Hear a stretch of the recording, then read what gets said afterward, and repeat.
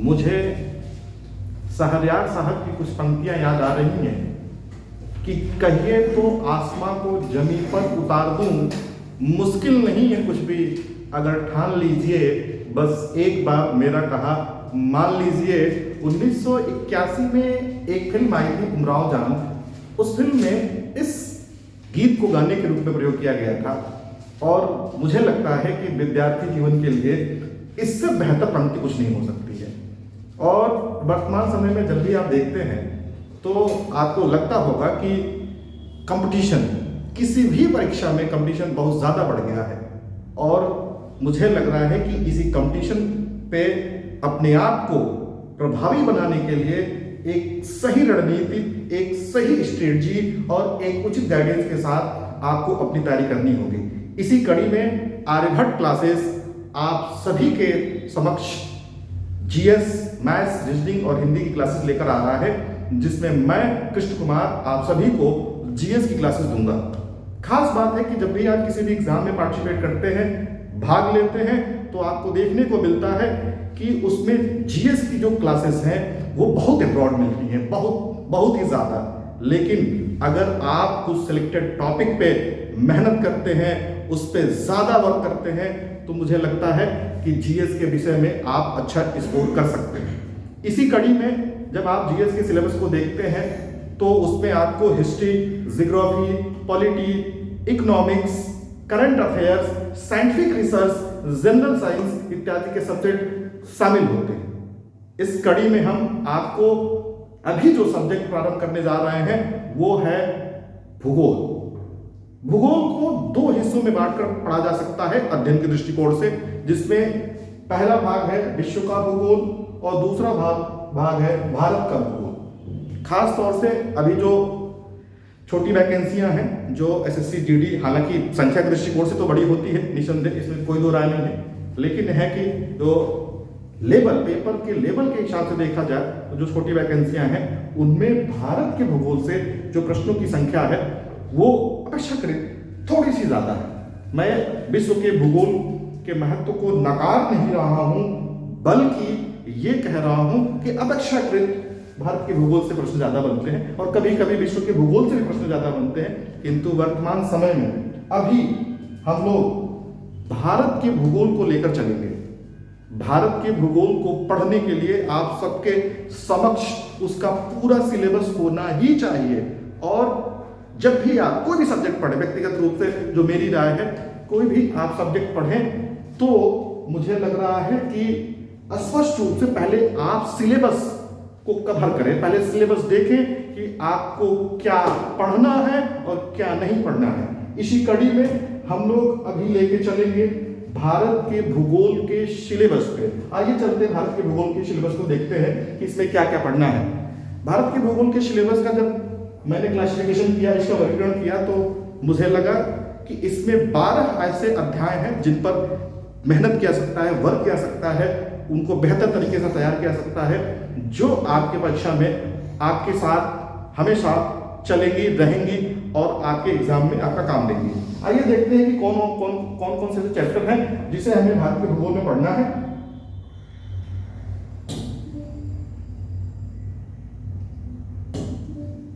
देखिए, इसमें जो सबसे पहला चैप्टर है यह है भारत का भौगोलिक परिचय, अर्थात जियोग्राफिकल इंट्रोडक्शन ऑफ इंडिया, अर्थात जियोग्राफिकल इंट्रोडक्शन ऑफ इंडिया। आइए थोड़ा सा बोर्ड जो है कि टच हो गया और चालू कर रहे हैं। आइए मित्रों देखते हैं इसमें जो सबसे पहला चैप्टर है वह है भारत का भौगोलिक परिचय, अर्थात जियोग्राफिकल इंट्रोडक्शन ऑफ इंडिया। दूसरा चैप्टर जिसमें हमें कार्य करना है वो है भारत की भूगर्भिक संरचना, अर्थात जियोलॉजिकल स्ट्रक्चर ऑफ इंडिया। तीसरा जो अध्याय है भारत के भौतिक प्रदेश, अर्थात फिजिकल रीजन ऑफ इंडिया। चौथा जो चैप्टर पढ़ना है वो है ड्रेनेज सिस्टम, अर्थात भारत की नदियां और उसकी सहायक नदियों के बारे में इसमें अध्ययन करेंगे। पांचवा जो चैप्टर आप देख रहे हैं यह है भारत की जलवायु, climate of India, most important chapter. इसके बाद आप देखेंगे मृदा एवं वनस्पति, सॉइल एवं vegetation, chapter number 6। Chapter number 7 है खनिज संसाधन, भारत के जो है मिनरल रिसोर्सेज के बारे में पढ़ेंगे, मिनरल रिसोर्सेज ऑफ इंडिया। 8वां जो चैप्टर है बहुउद्देशीय परियोजनाएं अर्थात मल्टीपर्पज प्रोजेक्ट्स, इसमें हम पढ़ेंगे डैम्स और अन्य परियोजनाएं, डैम से रिलेटेड जो भी जल विद्युत परियोजनाएं है उसको भी इंक्लूड करेंगे। इसके अलावा जो 9वां चैप्टर है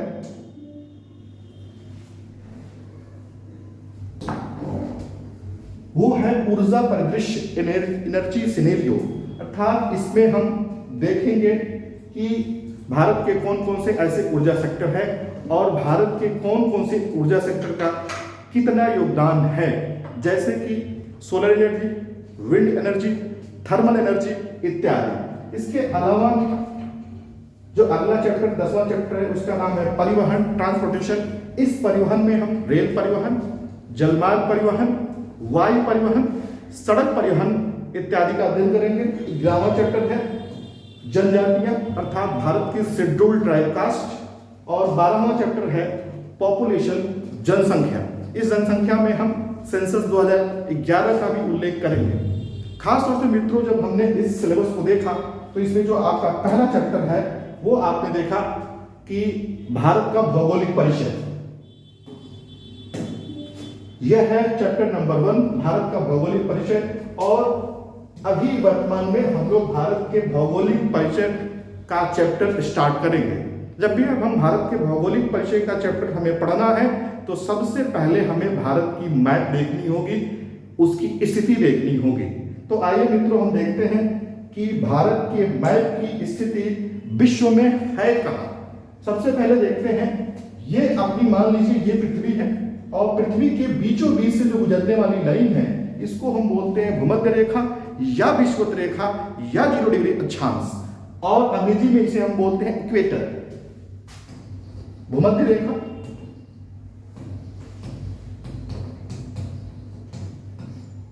या विषुवत रेखा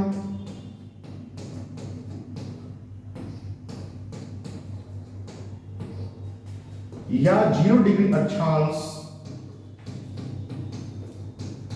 या इक्वेटर। कहना ये जो लाइन है ये पृथ्वी को 2 हिस्सों में बांटती है।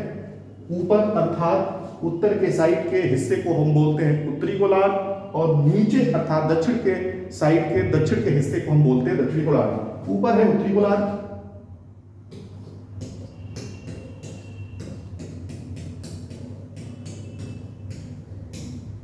और नीचे है दक्षिणी गोलार्ध।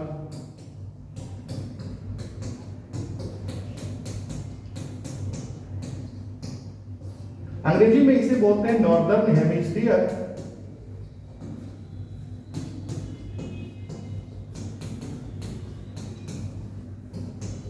और इसे बोलते हैं साउदर्न हेमिस्फीयर।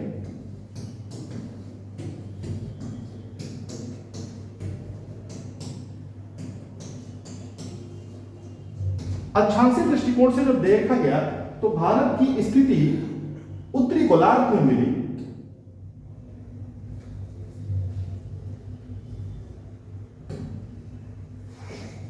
भारत की स्थिति उत्तरी गोलार्ध में पाई गई, अर्थात भारत विश्व में अक्षांशीय दृष्टिकोण से उत्तरी गोलार्ध में स्थित है। आइए इसके बाद देखते हैं भारत का मैप। भारत का मैप देखने के लिए सबसे पहले मैं एक फिगर ड्रा करूंगा, उस पर जो है बखूबी आप लोग समझ पाएंगे, क्योंकि डाउनलोडेड फिगर है लेकिन उस पर बहुत ज़्यादा अध्ययन करना उचित नहीं है, बहुत चीज़ें उसमें छूट जाती हैं, इसलिए मैं अभी फिगर ड्रा करता हूँ, पहले उसको देखिए आप लोग।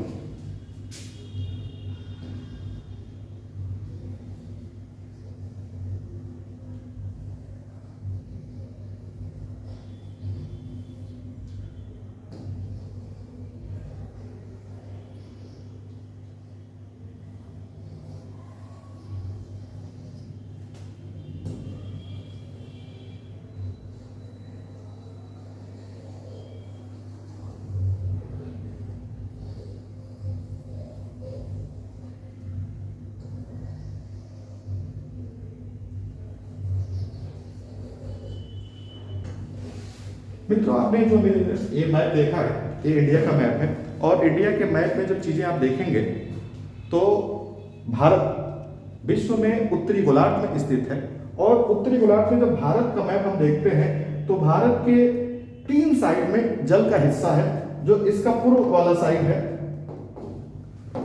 यहां स्थित है बंगाल की खाड़ी,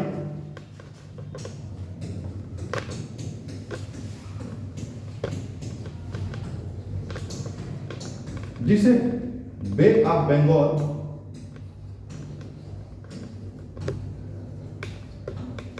भी कहा जाता है।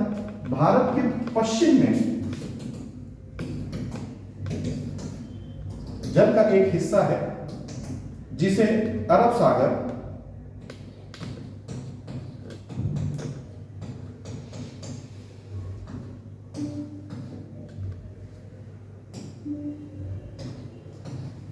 या अरेबियन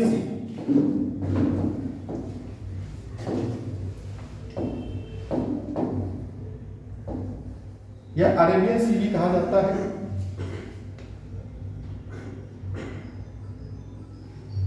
भारत के दक्षिण हिस्से में एक महासागर है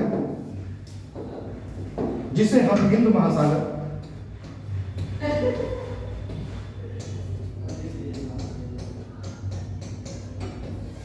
या इंडियन ओशियन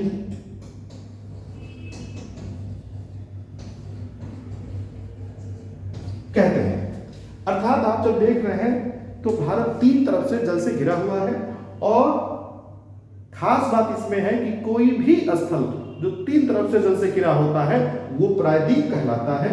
तो इसीलिए हम भारत को भारतीय प्रायद्वीप के नाम से भी जानते हैं।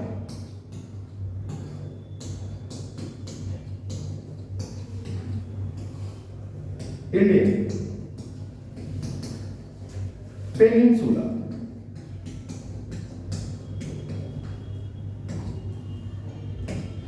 ये तो रहा, हमने देखा कि भारत के पूर्व में क्या स्थित है, बंगाल की खाड़ी, भारत के पश्चिम में अरब सागर, और भारत के दक्षिण में हिंद महासागर अर्थात इंडियन ओशियन।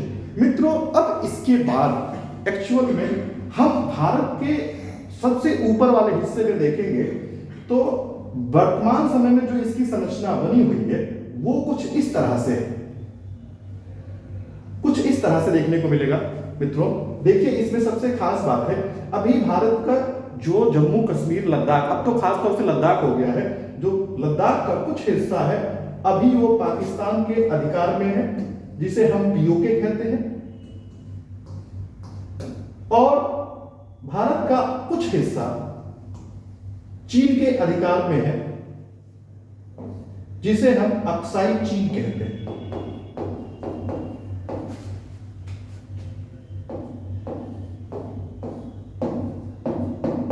1962 के युद्ध में चाइना ने भारत के इस क्षेत्र पर अधिकार कर लिया था, इसको अपने कब्जे में ले लिया था।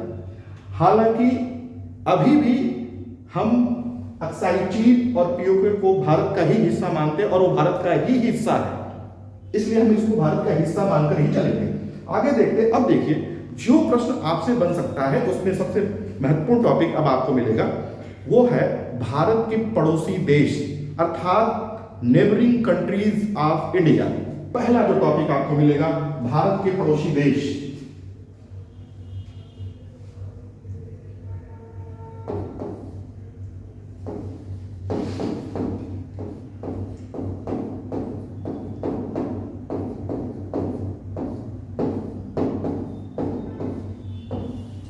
मित्रों आइए कुछ समझना और देखते हैं हम लोग। इसमें देखिए, भारत के पूर्व में स्थित बंगाल की खाड़ी में भारत का कुछ द्वीपीय क्षेत्र स्थित है, जिसे हम अंडमान निकोबार द्वीप समूह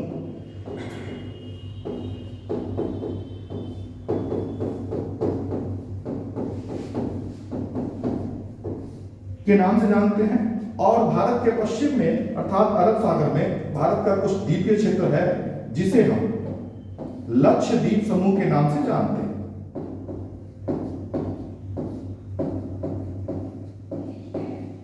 लक्षद्वीप समूह के नीचे हिंद महासागर में ही एक देश स्थित है, जिसे हम मालदीव बोलते हैं, और भारत के नीचे दक्षिण में एक देश स्थित है जिसका नाम है श्रीलंका। अब देखिए, संरचना को थोड़ी सी आगे बढ़ाते हैं। टॉपिक क्या है? भारत के पड़ोसी देश। भारत के कितने पड़ोसी देश हैं? जब आप भारत के संपूर्ण मैप का अध्ययन करेंगे तो आपको देखने को मिलेगा कि भारत के पड़ोसी देशों की संख्या कुल 9 है। आइए मैं दिखाता हूं। ये देखिए, भारत के ऊपर वाले हिस्से में ये है नेपाल, ये है भूटान,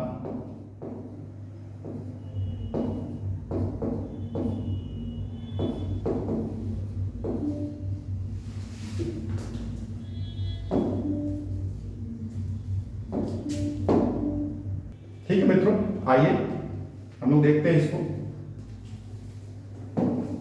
ये भूटान, यहां देखिए ये वाला जो हिस्सा है ये है बांग्लादेश,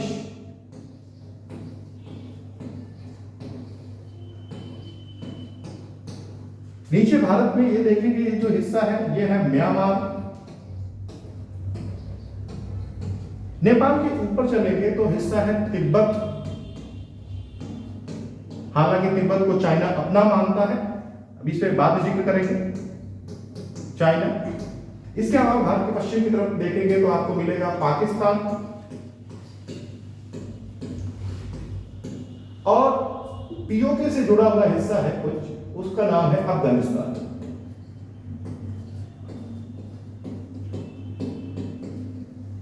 मित्रों, अब देखिए, आप इस मैप से ही बता सकते हैं कि भारत के पड़ोसी देशों की संख्या है कुल 9। कैसे, ये मैं आपको कौन कराता हूं। नंबर 1, आइए देखते हैं बांग्लादेश।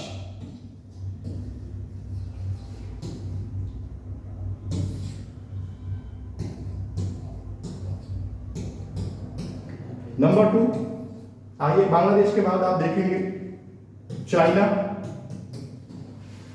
नंबर 3, पाकिस्तान।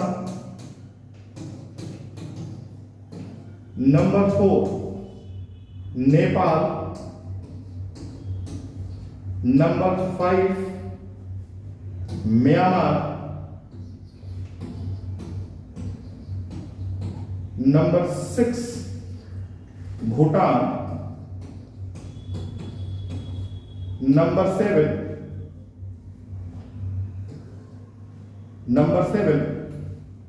अफगानिस्तान।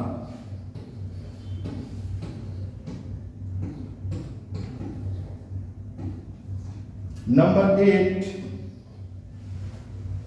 श्रीलंका।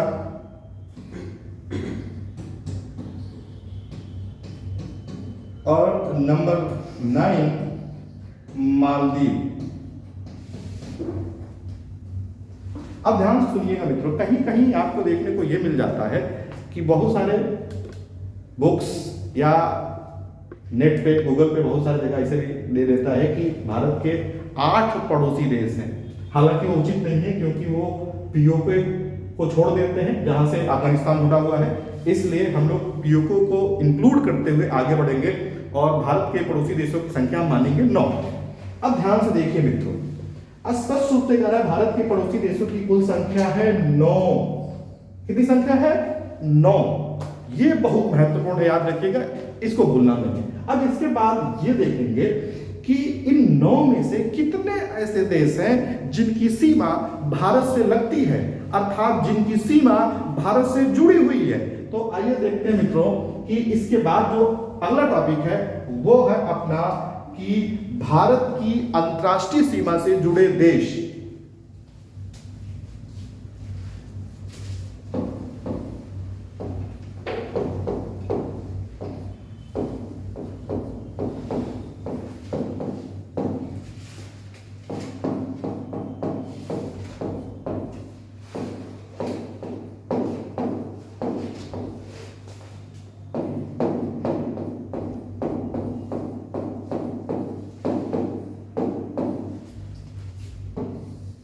चलिए मित्रों, इस टॉपिक को जानने से पहले पुनः एक बार हम भारत के मैप को देखते हैं। आइए,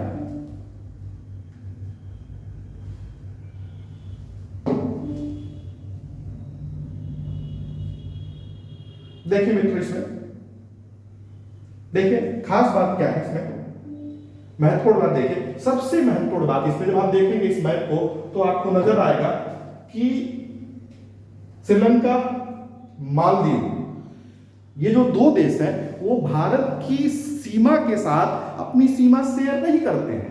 अर्थात इन 9 देशों में से यदि हम श्रीलंका और मालदीव को बाहर कर दें तो हमें हमारे क्वेश्चन का आंसर मिल जाएगा। अर्थात जब आपको आंसर बताना हो कि कितने ऐसे देश हैं जो भारत की अंतर्राष्ट्रीय सीमा से अपनी सीमा साझा करते हैं, तो वो संख्या होगी 7। आइए बताते हैं कैसे। देखिए मित्रों, अभी मैंने कहा है कि श्रीलंका और मालदीव भारत के साथ अपनी अंतर्राष्ट्रीय सीमा शेयर नहीं करते हैं। अर्थात भारत के साथ 7 ऐसे देश हैं जो अपनी अंतर्राष्ट्रीय सीमा शेयर करते हैं। पहला इसमें आप देखेंगे वो है बांग्लादेश,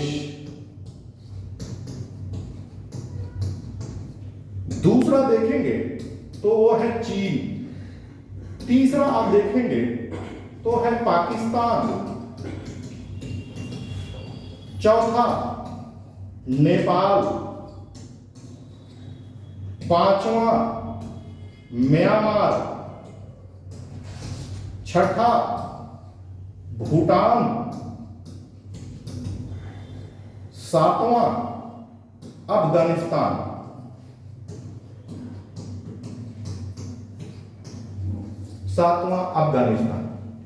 मित्रों एकदम बिल्कुल याद रखिएगा कि विश्व के 7 ऐसे देश हैं जो भारत के अंतर्राष्ट्रीय सीमा के साथ अपनी सीमा साझा करते हैं। अब देखना यह है कि भारत की अंतर्राष्ट्रीय सीमा के साथ कौन सा देश कितने किलोमीटर की लंबाई में अपनी सीमा साझा करता है। अगला अपना टॉपिक यही है कि किस देश की सीमा भारत के साथ कितनी लगती है। तो आइए देखते हैं भारत के साथ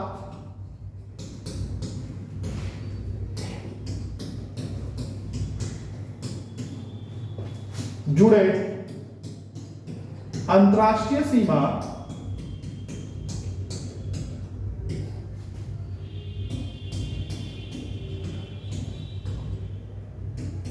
की लंबाई। टॉपिक नंबर 3 देखिए मित्रों, ये अपनी खास बात आप इसमें देखें, मैंने अभी कहा कि भारत के 7 देश अपनी सीमा साझा करते हैं। इसका मतलब ये 7 देश भारत के साथ कुछ न कुछ किलोमीटर में अपनी सीमा अवश्य शेयर करते होंगे। इन 7 सीमाओं को ही, 7 देश की सीमाओं को ही देखना है। इसमें पहला देखिए वो है इंडिया और बांग्लादेश। कह रहा भारत और बांग्लादेश आपस में लगभग 4096.6 किलोमीटर की सीमा साझा करते हैं। दूसरा, इंडिया एवं चाइना अर्थात चीन 3488 किलोमीटर। कितने किलोमीटर मित्रों? 3488 किलोमीटर की सीमा साझा करते हैं। तीसरे नंबर पे देखिए इंडिया एवं पाकिस्तान। कह रहा है भारत और पाकिस्तान आपस में लगभग 3323 किलोमीटर की सीमा साझा करते हैं। चौथे नंबर पे आप देखेंगे इंडिया एवं नेपाल। इंडिया और नेपाल आपस में लगभग 1751 किलोमीटर की सीमा साझा करते हैं। पांचवें नंबर पे देखेंगे इंडिया एवं म्यांमार। ये आपस में 1643 किलोमीटर की सीमा साझा करते हैं। छठे नंबर पे आप देखेंगे इंडिया एवं भूटान। ये आपस में लगभग 699 किलोमीटर की सीमा साझा करते हैं। और सातवें नंबर पे इंडिया एवं अफगानिस्तान। लगभग 106 किलोमीटर, कितने किलोमीटर मित्रों? 106 किलोमीटर की सीमा साझा करते हैं। जब आप इस टॉपिक को देखते हैं तो आप बिल्कुल स्पष्ट और क्लियर हो जाते हैं कि भारत के साथ जो देश अपनी सर्वाधिक सीमा साझा करता है वो है अब बांग्लादेश। वो कौन है? बांग्लादेश। अर्थात भारत के साथ लगने वाली सर्वाधिक सीमा वाला देश बांग्लादेश, और भारत के साथ सबसे कम सीमा अपनी साझा करता है वो है अफगानिस्तान। मित्रों, ये दो पॉइंट्स आपके लिए बड़ी महत्वपूर्ण होंगे, आपके एग्जाम के दृष्टिकोण से स्पष्ट है। ये बिल्कुल याद रखिएगा कि भारत के साथ सर्वाधिक सीमा साझा करने वाला देश बांग्लादेश और न्यूनतम सीमा साझा करने वाला जो देश है वो है अफगानिस्तान। क्लियर मित्रों? कोई दिक्कत अभी तक नहीं। चलिए आगे की तरफ बढ़ते हैं और मुझे लग रहा है कि ये टॉपिक यहां समाप्त करते हैं। अगली जो टॉपिक है अपनी, कह रहा है कि भारत के साथ जो भी देश अपनी अंतरराष्ट्रीय सीमा साझा करते हैं उनमें से कुछ देशों के अंतरराष्ट्रीय सीमाओं को कुछ नामों से जानते हैं। और इसमें आप देखेंगे बांग्लादेश, चीन, पाकिस्तान के साथ जो अंतरराष्ट्रीय सीमा है उन्हें कुछ नामों से जानते हैं। अफगानिस्तान के साथ जो अंतरराष्ट्रीय सीमा है उसे अलग नामों से जानते हैं। तो आइए देखते हैं भारत के साथ जुड़े अंतरराष्ट्रीय सीमाओं के नाम, जो अपनी अगली टॉपिक होगी। आइए मित्रों,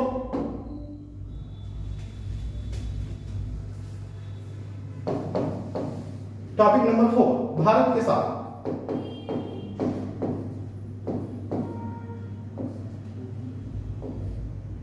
जुड़े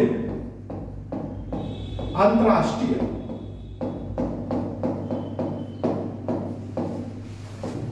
सीमाओं के नाम।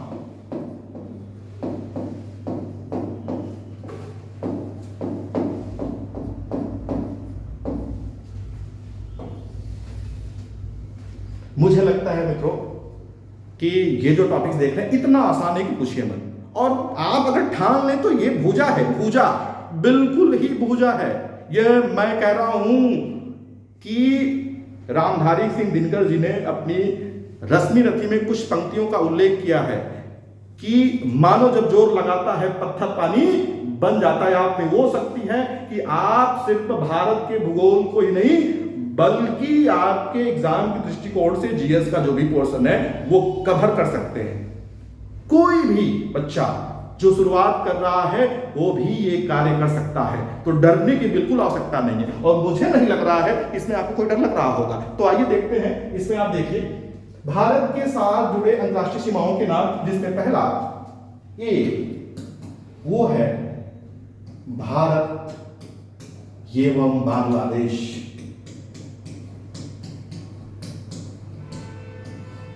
कह रहा है भारत और बांग्लादेश के मध्य जो सीमा रेखा है उसे हम शून्य रेखा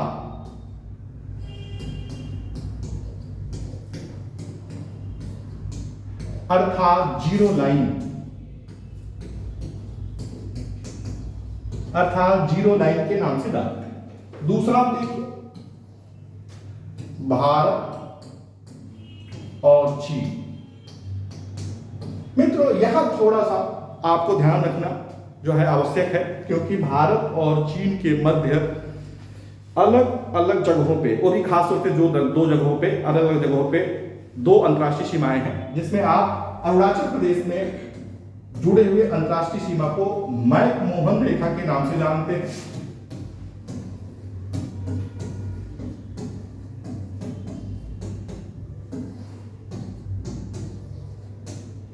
और दूसरा जो चीन का लद्दाख वाले हिस्से से जुड़ा हुआ सीमा रेखा है उसे हम वास्तविक नियंत्रण रेखा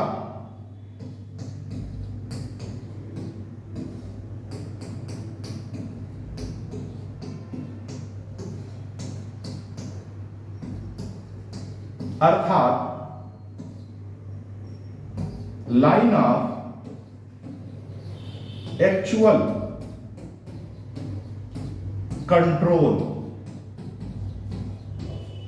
अर्थात LAC के नाम से जानते हैं। याद रखिएगा मित्रों, स्पष्ट रूप से कह रहा हूं कि भारत और चीन के मध्य अरुणाचल प्रदेश में जो सीमा रेखा है उसे हम मैकमोहन रेखा बोलते हैं। अरुणाचल प्रदेश में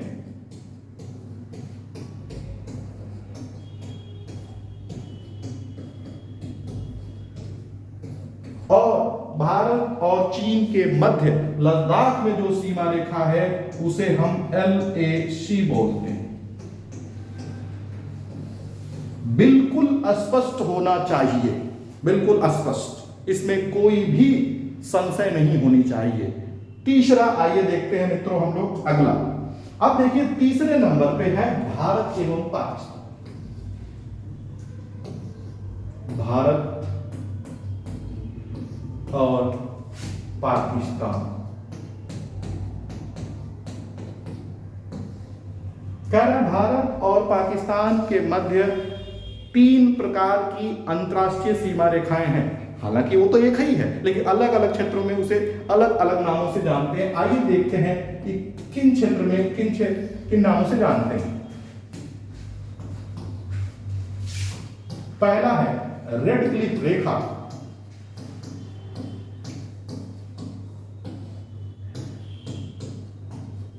रेड क्लिफ रेखा। दूसरा नियंत्रण रेखा।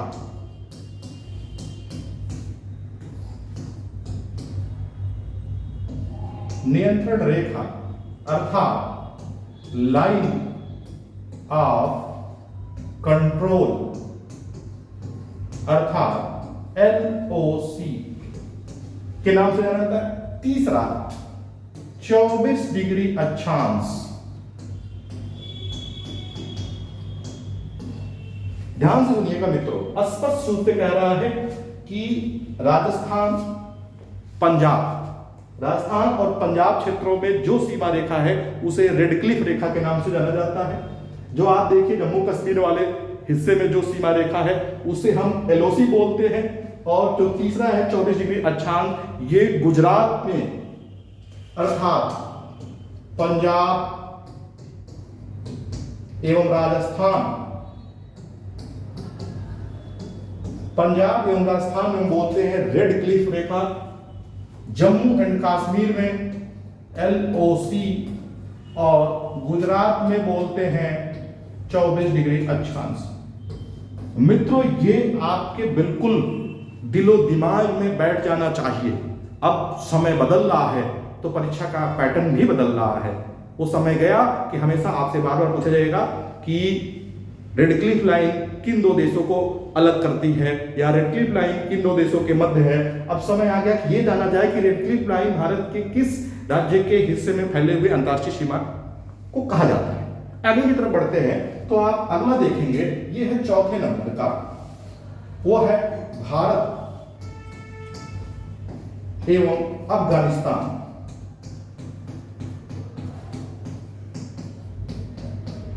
भारत एवं अफगानिस्तान। मित्रों यहां आपको थोड़ी सी संशय या संदेह हो सकती है जिसे दूर करने की आवश्यकता है। खास बात क्या है कि अभी जो मैंने आपको मैप दिखाई है, देखिए पुनः एक बार मैप का अध्ययन, जो मैंने आपको मैप अभी दिखाई है ये देखिए,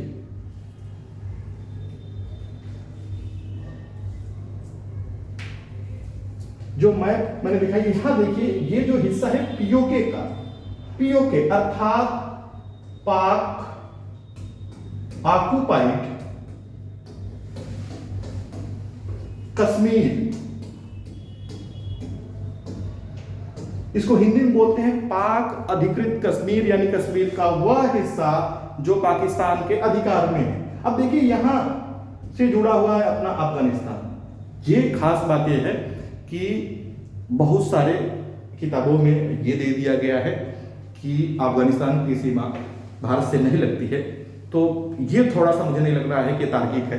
व्यक्तिगत रूप से देखा जाए तो POK भी भारत का हिस्सा है, इसीलिए स्पष्ट रूप से याद रखिएगा ये चीजें कि अफगानिस्तान भारतीय सीमा से लगता है। लेकिन अब थोड़ा सा इस पे प्रश्न किस तरह से बनेगी वो देखना है उस पे, क्योंकि ये तो बहस का मुद्दा हो सकता है कि है कि नहीं है, वो बात पे इस पे फिर बहस हो जाएगी कभी। लेकिन आप देखिए यहाँ पे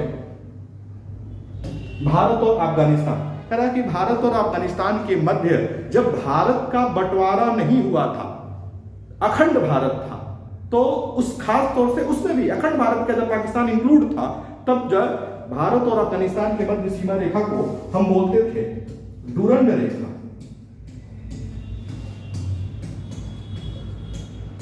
लेकिन मित्रों सत्य तो यह है कि अगर एग्जाम दृष्टिकोण से देखा जाए तो यह पैटर्न थोड़ा सा बदल गया है। अब यदि आपसे पूछ दिया जाए कि डुरंड रेखा किन दो देशों के मध्य है अभी वर्तमान की स्थिति को देखते हुए, तो याद रखिएगा अभी यह जो रेखा है वर्तमान समय में वह पाकिस्तान एवं अफगानिस्तान के मध्य है। वर्तमान समय की बात कर रहे हैं हम, गुजरे हुए जमाने की बात नहीं अभी।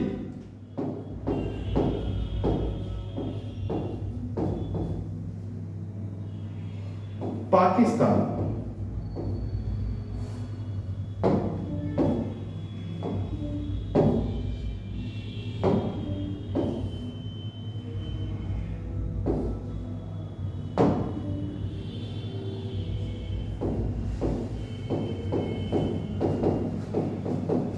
एवं अफगानिस्तान।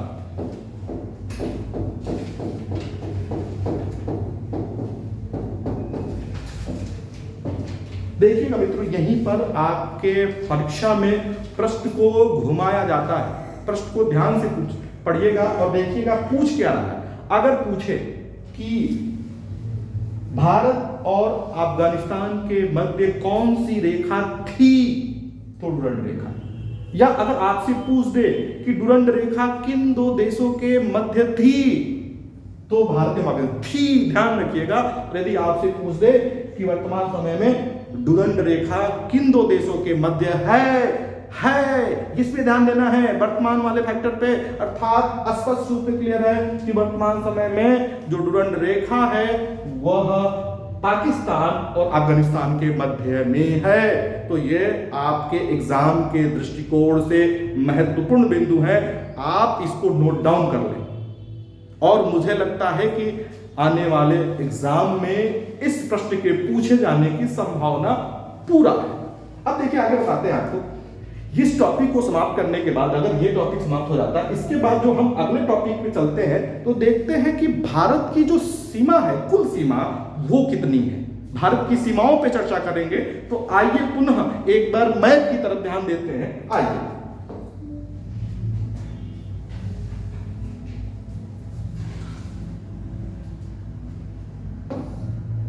ये है अपना मैप।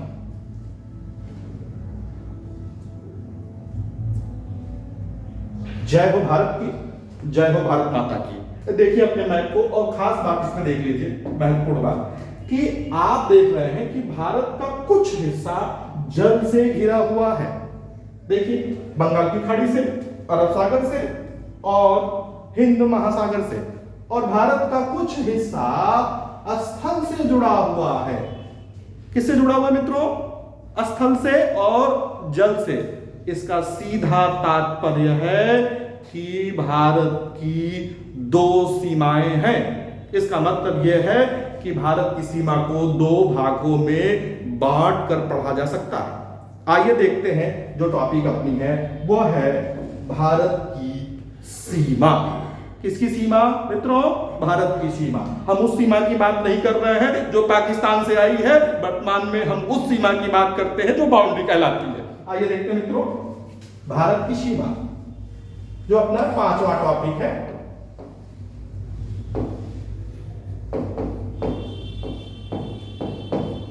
भारत की सीमा, बाउंड्रीज ऑफ इंडिया, भारत की सीमा। अभी मैंने बताया कि भारत की सीमा को दो भागों में बांटा गया है। आइए देखते हैं।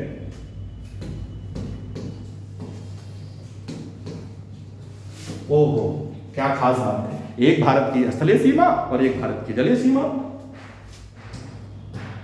स्थलीय सीमा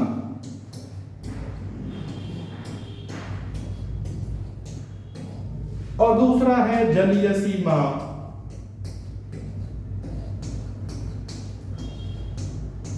किस देश की जलीय और स्थलीय सीमा? भारत की। भारत क्योंकि हम लोग भारत का भूगोल पढ़ रहे हैं, इसलिए ध्यान देना इस पे। अब देखिए इस पे आगे बढ़ते हैं, आप देखिए पुनः एक बार मैप की तरफ हम चलेंगे, क्योंकि मैप देखना बार बार बड़ा आवश्यक है, इसमें आप कॉन्सेप्ट समझ सकते हैं। आइए दिखाते हैं आपको पुनः एक बार मैप।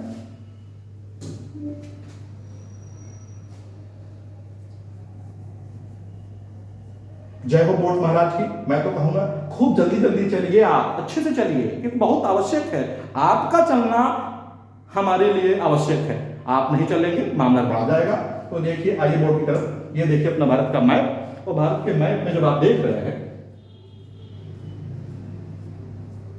देखिए अब देखिए मैंने आपको स्पष्ट रूप से एक तो बताई है भारत की जलीय सीमा, एक स्थलीय सीमा। अभी हम स्थलीय सीमा को ये रोकेंगे, जलीय सीमा पे अग्रसर होंगे। ये है भारत की जलीय सीमा, ये मित्रों, ये है,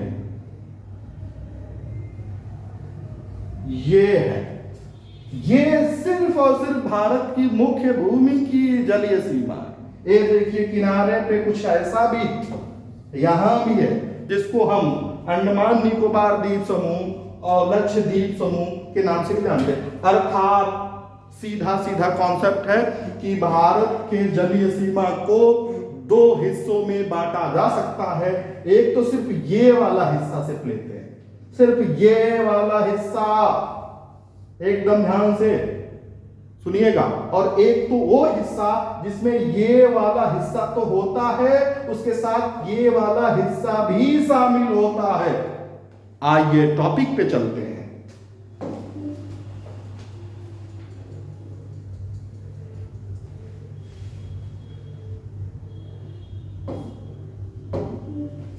देखिए मित्रों, स्पष्ट रूप से आपने मैप में देखा है कि भारत के जलीय सीमा को दो हिस्सों में बांट सकते हैं। एक मुख्य भूमि की जलीय सीमा,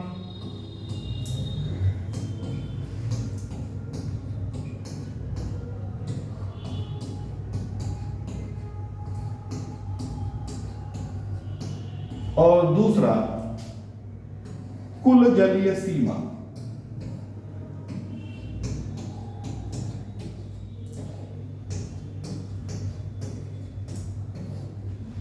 मित्रों, जब भारत की मुख्य भूमि की जलीय सीमा को देखा गया तो इसकी कुल लंबाई देखने को मिली 6100 किलोमीटर। कितने मित्रों? 6100 किलोमीटर। और भारत की जब कुल जलीय सीमा देखी गई द्वीपों सहित तो ये कुछ बढ़ी हुई मिली, और ये रही 7516.6 किलोमीटर। एकदम स्पष्ट रहिएगा, किसी प्रकार का कोई संदेह नहीं होना चाहिए आपके परीक्षा में पूछे जाने वाले प्रश्न पर। अब देखते हैं आगे की तरफ। देखिए भारत की जो स्थलीय सीमा आप जो देख रहे हैं, तो भारत की जो कुल स्थलीय सीमा है उसकी लंबाई 15,200 किलोमीटर। कितने मित्रों?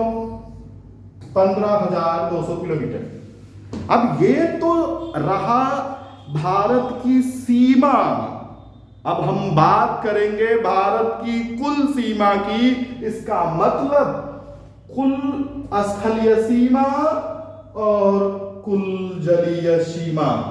तो भारत की कुल सीमा जो हमारी अगली टॉपिक है 6ठे नंबर की, हम उस पे देखते हैं। भारत की कुल सीमा, भारत की कुल सीमा, इसका मतलब भारत की कुल स्थलीय सीमा प्लस भारत की कुल जलीय सीमा।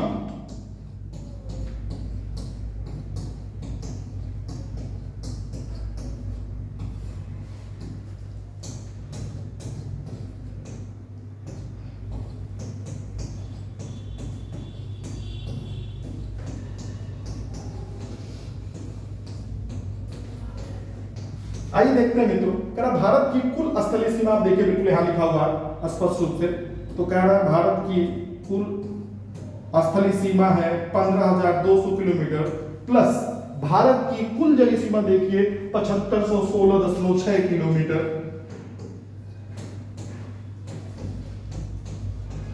अब इन दोनों को जब आप जोड़ देंगे तो भारत की कुल सीमा आपको प्राप्त हो जाएगी। तो जोड़िए और जोड़ने के बाद ये जो अंक प्राप्त होता है वह है 22,716.6 किलोमीटर। मित्रों, ये डेटा बिल्कुल फंक्शन अलग अलग करके चीड़ फाड़ करके मैंने आपको बताया है। उम्मीद करता हूं कि आने वाले दिनों में जब भी आपसे कोई एग्जाम में ये प्रश्न पूछे जाएंगे तो आप निसंदेह इन सारे प्रश्नों का सही जवाब देकर आएंगे। और लास्ट में मुझे अल्लामा इकबाल की कुछ पंक्तियां याद आ रही हैं और वो पंक्तियां जो आपके जीवन में पुनः एक बार उत्साह भर देंगी। वो ये है कि खुदी को कर बुलंद इतना कि हर तदबीर से पहले खुदा बंदे से खुद पूछे बता तेरी रजा क्या है। मित्रों, मैं जानता हूं कि आप अपने आप को इतना काबिल बना लीजिए, इतना काबिल बना लीजिए कि ईश्वर अल्लाह गॉड आपको आपकी चीजें देने पे विवश हो जाए जो आप चाहते हैं। इसी के साथ आज की क्लास होती है संपन्न। तब तक के लिए नमस्कार।